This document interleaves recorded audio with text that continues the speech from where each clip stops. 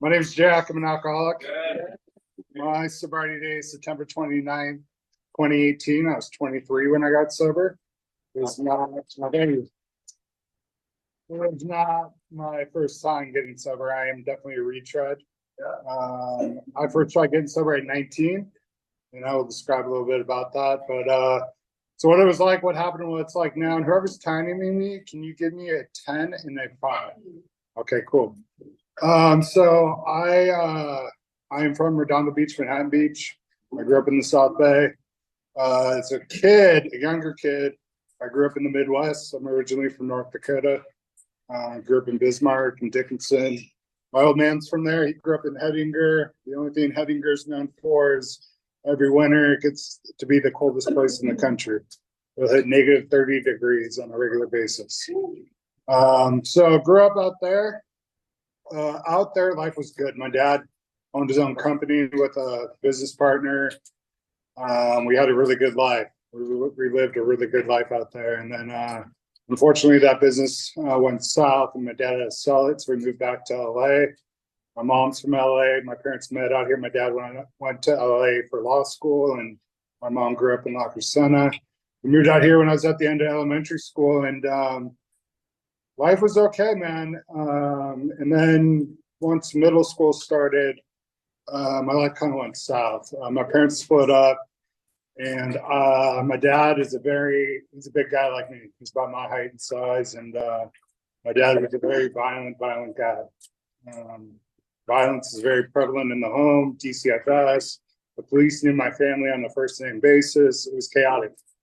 And due to that, I grew up always feeling not a part of, and I grew up always with high anxiety. I still deal with to this day. And, I went to middle school, and then high school came around, and I ended up going to 6 different high schools due to gang violence and fighting. Joined the gang when I was 16. And went down the wrong path pretty quick. My senior year of high school, I got sent out of state to Galveston County, Texas, and got sent to a lockdown treatment facility called Devereaux Treatment Facility for spent my entire senior year there. I still haven't had a drink or drug yet. One thing about my home life is my dad's side of the family, alcoholism is pretty big. I'm the only one in recovery on either side of my family. But my dad's older brother was a big drinker. And my dad made it clear when I was playing sports in high school and stuff, like, you ever come home drunk, we're going to have a problem. And so I never did. I was terrified of my old man. And, I get out of that facility, and I come home, and one of the guys I was running around the streets with says, "Hey, man, the high school I went to, Manhattan Beach, is throwing a graduation party. They need some guys to do security for it." So part of that payment of doing security was like $100 cash and 2 tall cans of Coors Light. And it turns into like Project X. I don't know if anyone's seen that movie, but it gets wild. Like, there's different people from different areas coming, turns into an all-out brawl. SWAT team comes in and paramedics come in. And but during that chaotic time, I downed those 2 tall cans, and immediately I felt that peace. Immediately, the sense of comfort just came over me. And, I'm 18 at this point. I'm living with mom, and I like the security thing. So I go and get my guard card, and I start doing different security gigs here and there. I'm not really drinking alcoholically yet. That's coming pretty soon. I do deal with mental health issues. I was on medication at the time. And I'm taking that as prescribed. Nothing's too bad. So doing security, I do odd jobs. I'm only 18. I do like mall security is my first job. I do some apartment complexes. Then I turned 19. And 19, I got into the nightclubs and bars, and I started bouncing. Actually, I'm pretty good at it. It turns out I get promoted pretty quick. I started off as just a part-time guy, and eventually I become the head doorman for this club in downtown LA. I didn't survive COVID. I'm doing that. I do that for about 6 months. See a lot and learn a lot. I learned the dark side of the nightlife industry pretty quick. And I learned saw a lot of violence, and I got in a lot of fights. I had guns pulled on me, knives pulled on me. I was hit with every weapon you can imagine. And I eventually realized as I'm doing that, I'm seeing on social media all the kids that had normal lives. Manhattan Beach is a wealthy community. I was not wealthy. We were lower middle class. I see all these kids, partying in college and the frats, playing sports. I'm seeing this on social media, and I'm feeling very much left out. I'm feeling very alone. So I decide I'm going to go give college a try. And I ended up going to school in San Luis Obispo to Crescent College. My mom went there. It's a junior college up there. And I get into the student housing, and that's where my addiction really takes off. While I'm there, I lost 8 months. My roommate at the time, his name's Kevin. I've made amends to Kevin since then. I'll talk about that a little bit later. But Kevin was a big pot smoker and a big coke addict. And Kevin introduces me to weed, and the first time getting high, I smoked 2 full joints, and took 8 hits off this mega bomb thing. And I don't know why everyone's filming me doing this. It doesn't register, And my God, for the next 6 hours, I'm having a massive panic attack. My roommate and his girlfriend have to like restrain me on my bed and start rubbing my belly. And they got Bob Marley playing. I guess supposedly, from what he's told me, I'm singing along with Bob Marley, and it's just chaotic. And then I get a fake ID. I don't really get carded much. To this day, I don't really get carded. I'm about my height and size at the time, and I start drinking, and it just takes off. At the peak of it, I also get hooked on pain pills because I played sports in high school, and I injured myself. Currently I deal with a spine issue. I have one of my vertebrae in my spine is poking out, and surgery to get it fixed is I can lose my ability to walk to fix it. And anyways, I'm hooked on pain pills. I'm doing about 30 perks a day, a bottle of vodka, and a half ounce of weed every couple of days. I would end up doing that for 3 years straight. And I fail all my classes. I do get 5150 a couple times while I'm up there. I tried fighting the cops, pulled a knife on a cop. He pulled his gun. Turns into this whole big deal. I end up dropping out, and I come home. And my parents see how bad it is. They see I'm drinking and smoking weed pretty heavy. They don't really know about the pills, but they see how bad it is. And so there's a lot of denial at this time, especially for my mom. My mom's a very much, I'd say my parents are like the Foremans. You've seen that 70s show. My dad is like the definition of Red Foreman. My mom is very much Kitty Foreman. And mom is in total denial. So mom realizes she doesn't want me living with her. So on my mom's side of the family, there's some pretty successful business people.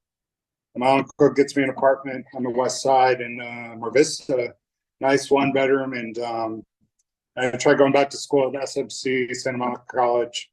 I drop out, and I get back into the bars and clubs, and eventually, I'm doing a lot of security. I eventually work my way into being a bodyguard, so I travel some, all while still drinking and drugging.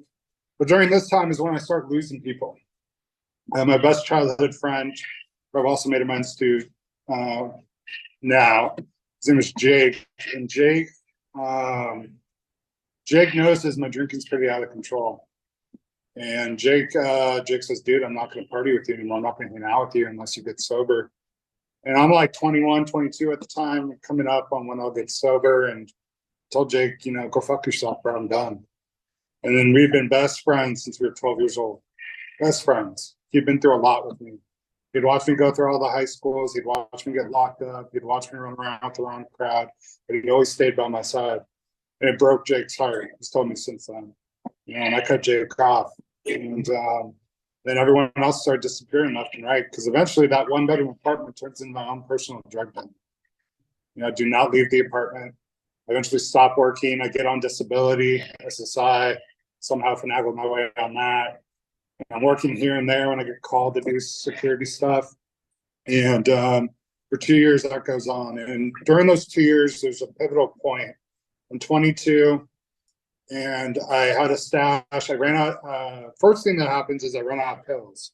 And during this time, I was being prescribed, and they canceled my prescription because I was feeling better. I'd been doing some physical therapy. If I run out, and I had to do this like 16-hour shift. And for the next 4 days, I kick oxy in my apartment. I don't go to the hospital. I don't do anything. It's probably the most sick I've ever been in my life to this day. And I'm smoking weed, I'm drinking, nothing's helping, it's making it worse. So I kick for 4 days in my apartment, and I call my mom and I say, I'm sick. I think I need to go to the hospital. She's like, no. You just have the flu, and bless her heart, she comes over with NyQuil and DayQuil and tries to make me feel better. But anyways, I kick. I realize, okay, there might be an issue here. It's the first time I really think maybe I have a problem here.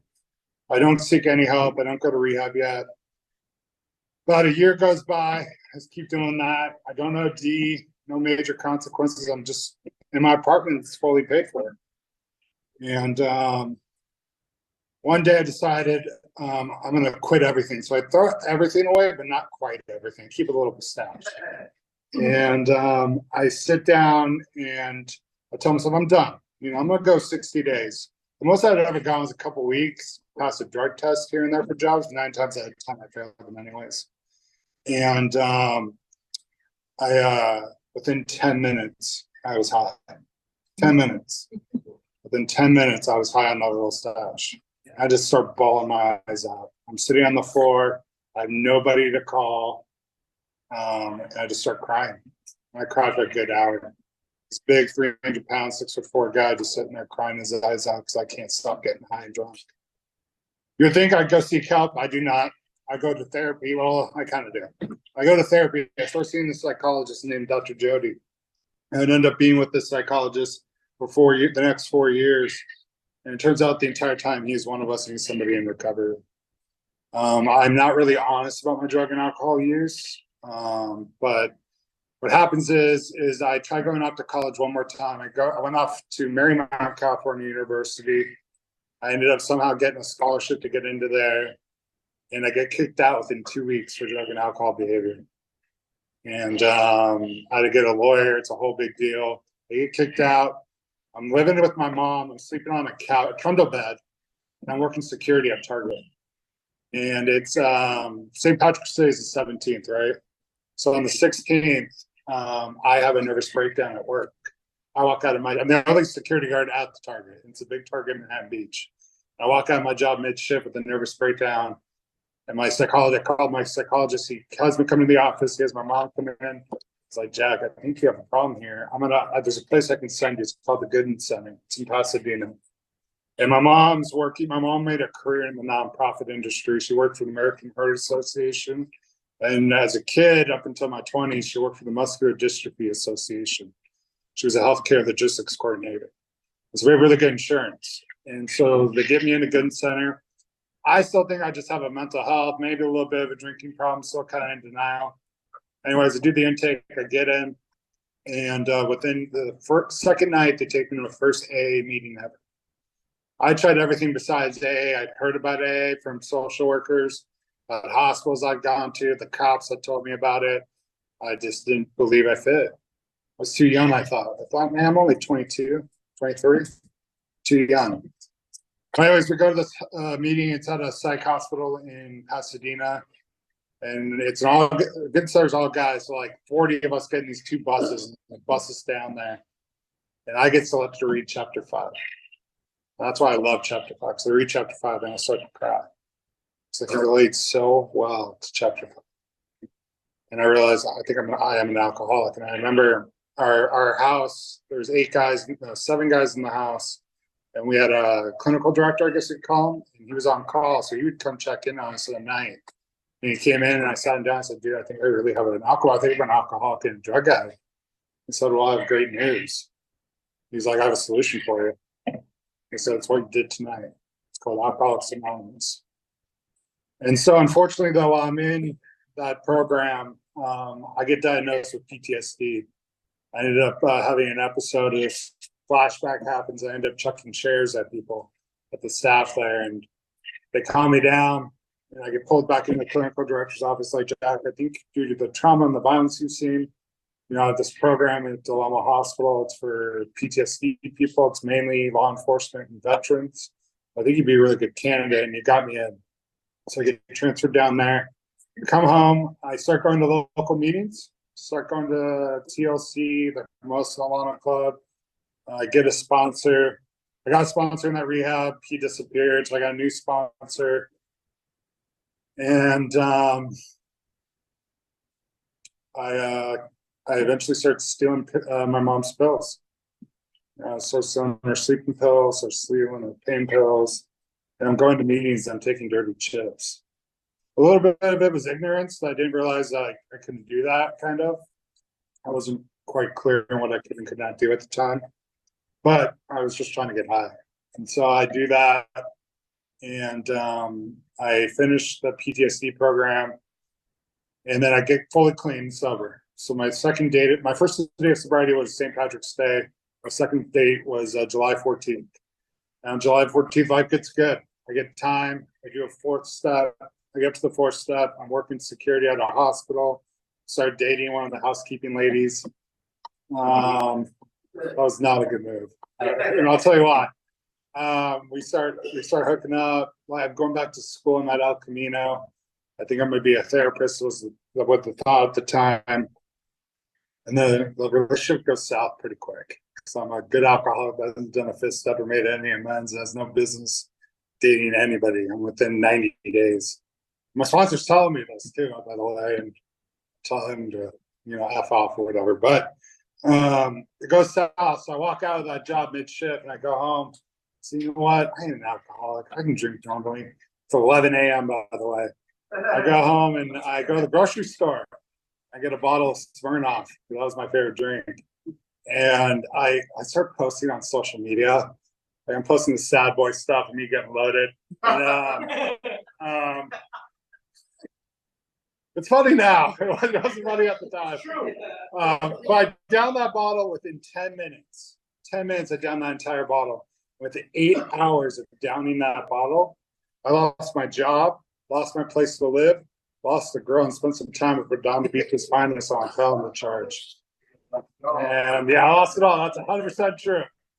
And God, the incomprehensible demoralization the next day as I'm hungover on my dad's couch. So my mom kicked me out, said, figure it out. My dad says, you got a week to figure it out. And that was on the 28th of September. And our next day on the 29th. Thank God, the one thing I'd done at being young in sobriety is I went to a lot of young people's meetings. And I went to a lot of men's stags, but I surrounded myself with a group of guys that were in their 20s. And one of those guys picked me up and took me to a meeting. And I don't remember anything that was said at the meeting. I just thank God for the fellowship of Alcoholics Anonymous and Narcotics Anonymous. I did sometimes go to NA, and I did have NA friends that were checking on me. So it blew up, and all these people were checking on me. And within a couple of days of that, I go crawling into an outpatient called Clear Recovery in Redondo Beach. They're connected with the New Life Sober Livings and all that. And it's funny, I'm in there, and they're talking about putting me into sober living. At the time, the sober living was like $2,500 a month. And they called my mom. And my mom, man, she's gotten tough, man. At this time, she's kind of doing Al-Anon. She's got her own support stuff going on. And she's like, you know what? If Jack can't get sober with you, Jack can get sober on the streets, and hangs up on the guy. And I got to show some tough love. So I go through the outpatient a little bit. I get 50 days in. And unfortunately, I start fooling around with a person I shouldn't be fooling around with, of the opposite sex. And that goes south. And I go up to the cliffs in PV, and it's all bad. I call my mom saying goodbye. I'm a jump. She calls the outpatient. PV detectives and law enforcement show up. The girl shows up because I guess I called her to tell her goodbye. They all show up, and it's bad. They eventually talked me down the ledge, and they put the cuffs on me, and they took me to Harbor community clinic, and then they transferred me to Delamo again. I go through Delamo for another week. But during this time, I'd found a sponsor that was actively working the steps with. And so I firmly believe the steps saved my life that day. Because my sponsor, while I was in that Delamo again for whatever it was, a week or two, every day a member of Alcoholics Anonymous showed up. Every day. I didn't go one day without having somebody outside of my family show up and see me. I was there for 14 days or whatever it was, and I had multiple people show up. And I just, a big thing in my share that I will stress is the fellowship of 12 steps. You need a fellowship if you're going to survive. I promise you. You can't do this on your own. You can't do this alone by yourself. And I'll talk a little bit about that in a minute. Anyways, I eventually start working the steps. I got 10 minutes before I work the steps. Life gets good. About a year into it, I'm still doing security for about a year because I have no other experience. I can't do anything else. In about 11 months, I started my first recovery job. I was a house manager of sober living, still around in the South Bay. I get introduced into the treatment field. And I do that for a while. I go back to school. And originally I was majoring in psychology, and life's good. I worked at 12 steps. I started sponsoring guys. So I'll tell you about what it's like now. I've been to the 12 steps 5 times. I am a sponsor hopper. I get to the 8th and 9th is where I've kind of balked. I've made a majority of the big ones. I still have the amends to make in SLO. I have amends to make in North Dakota. And I have some amends to make in people in the rooms from early recovery problems. And I currently am a year and a half away from graduating school.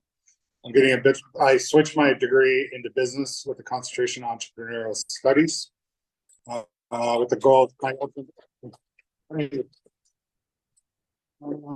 have a 3.8 GPA. And my goal is to get into USC's MBA program. That's the ultimate goal. So far, it looks like that's going to happen as long as I keep doing what I'm doing. I currently work here at Fred Brown. My office is that office right there where the windows are. I am the STOP and AB 109 coordinator.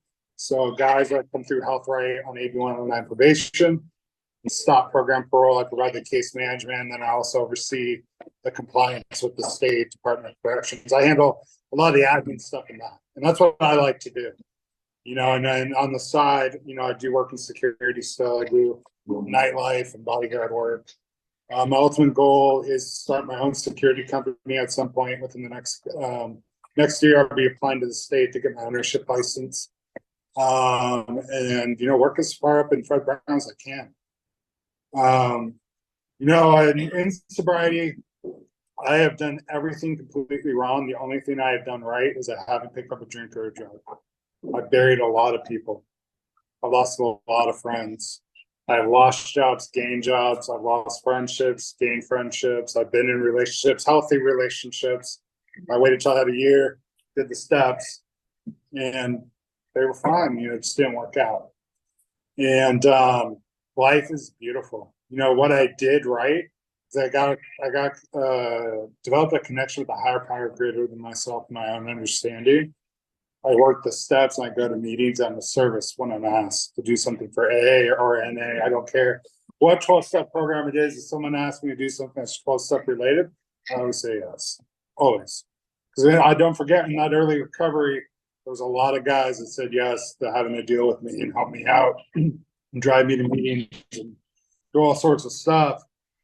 I don't know, man. I'm just living a lot of gratitude. Truly, I have a beautiful life. I go through a lot. I buried my best friend about a year ago. That was hard. I didn't pick up a drink or use. I just currently vacated an apartment. That was the first apartment I was in fully in my name and my credit passed because the building itself had a bug infestation they didn't know about. So it got in all my stuff. I have nothing to my name right now. All I have is my clothes and my toiletries. I'm sleeping on the couch in my mom's house until I can find a new place. I don't pick up a drink or use. I throw myself into AA and throw myself into work. One thing about me is I am a bit of a workaholic. I work, about 70 hours a week plus school full time. I still go to 2 to 3 meetings a week. I'm trying to do more. I'm trying to get back more into AA and be in the middle of the herd. Because like I said earlier, I watch a lot of guys get on the outside of the herd and they get picked off pretty quick. And I've seen a lot of relapses and a lot of death that could have been preventable. And it breaks my heart. It really does. Having to watch a couple of parents, close the casket on a 22-year-old kid and bury him underneath the ground and then throwing the dirt on the coffin. It's a pretty humbling experience. I don't want to do it anymore. But I go to a lot of men's stags, and the men in those meetings used to say, get a suit because you're going to go to a lot of funerals. Yeah. And they've been right. But at the same time, I've buried a lot of old timers that died unbelievable, with a lot of recovery, just died of old age and old man problems.